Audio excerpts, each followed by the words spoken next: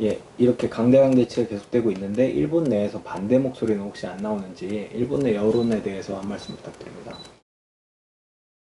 요새는 그러니까 이러한 간대간 대지에 대해서 일본의 여론이 어떤가라는 것인데요.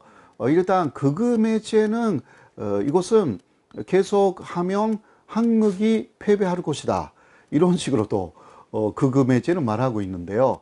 그러나 상당히 객관적으로 말하는 또 메이저의 그 일본 매체들은 우려를 나타내고 있습니다. 상당한 우려를 나타내고 있고 일본의 피해가 부메랑처럼 돌아오고 있다. 이러한 말을 하고 있는 것입니다. 그리고 한국의 일본 제품 불매 운동이라는 것은 현재까지는 장기화가 되지 않았다. 라는 이야기를 계속 했는데 심상치가 않다. 이렇게 한 달 이상 풀뿌리 운동으로 번지고 있고 앞으로 계속 확대될 조짐을 보이고 있다라는 이야기를 계속하면서 이 불매 운동이 일본에게 상당한 피해가 있는 것을 보수 언론들도 우려하기 시작했다라고 할 수가 있습니다.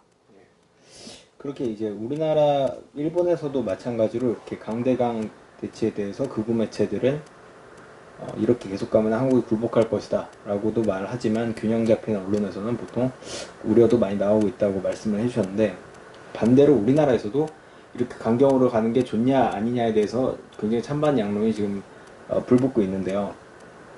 과거 인터뷰로 보면은 여전히 거대한 일본 경제에 좀 두려움을 느끼는 사람은 많더라도 이렇게 강경으로 가는 게 오히려 나을 것이다 라고 말씀을 하셨는데, 이 부분 한 번만 다시 설명 부탁드립니다. 예.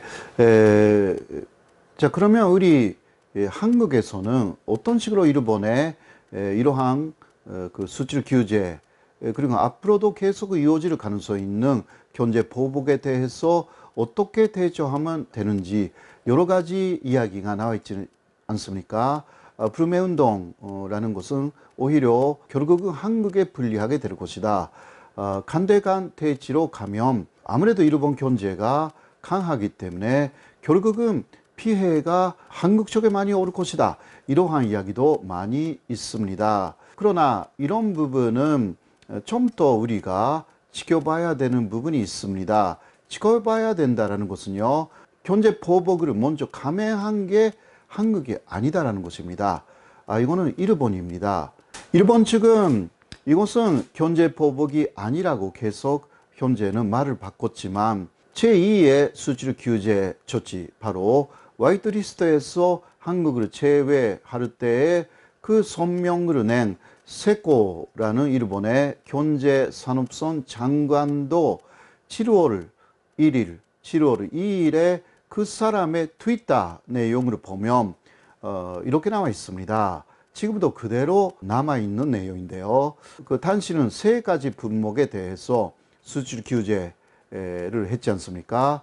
그 이유에 대해서 G20까지 한국 쪽에서 강제징용자 판결 문제에 대한 일본 쪽에서 원하는 답을 가져오지 않았기 때문에 이런 조치를 시행했다라고 해서 경제 보복을 사실상 인정한 내용을 트위터에 증거로 남긴 것입니다.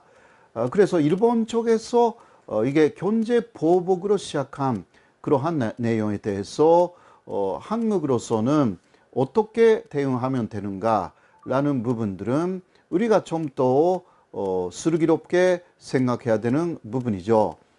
자, 이것을 외교로 풀어야 된다. 물론 마지막은 외교로 풀어야 되지만 그러나 섣불리 외교로 푼다라고 해도요, 일본은 양보하지 않습니다. 결국은 외교로만 푼다면 일본이 원하는 것은 일본이 원하는 답을 가져와라. 그러면 외교로 풀어준다. 이런 이야기를 계속 하고 있는 것입니다. 이것은 한국 쪽의 일반적인 양보를 요구하고 있는 것입니다. 특히 중심에 있는 것은 강제징용자 판결 문제죠. 이게 배상 판결이 났습니다. 이 배상 판결을 일본은 절대 받아들이지 않습니다. 왜냐하면 배상이라는 것은 일제 간접기가 불법이었다는 것을 존재를 하고 있기 때문이죠. 그래서 일본은 이러한 한국의 법원의 판결에 대해서는 수용할 수 없다. 이러한 이야기이기 때문에 외교적으로 볼 경우는 현재 상황에서는 일본은 배상이라는 내용을 부정하여서 우리에게 그 부분을 부정할 것을 요구할 것입니다. 그렇다면 현재 보복 부분을 풀어주겠다. 사실 그런 기조로 현재까지 오고 있는 것입니다. 그것을 우리가 받아들이면 됩니다. 그러면 일본은 경제적인 보복 부분을 많이 풀어줄 거예요. 그러나 그 경우는 사실 현재 아베 정권의 주장에 완전히 굴복했다라는 그러한 상황이 만들어집니다. 이게 과거의 사례는 위안부 합의가 바로 그러한 사례였습니다. 그때 일본은 15개를 한국에 주었습니다.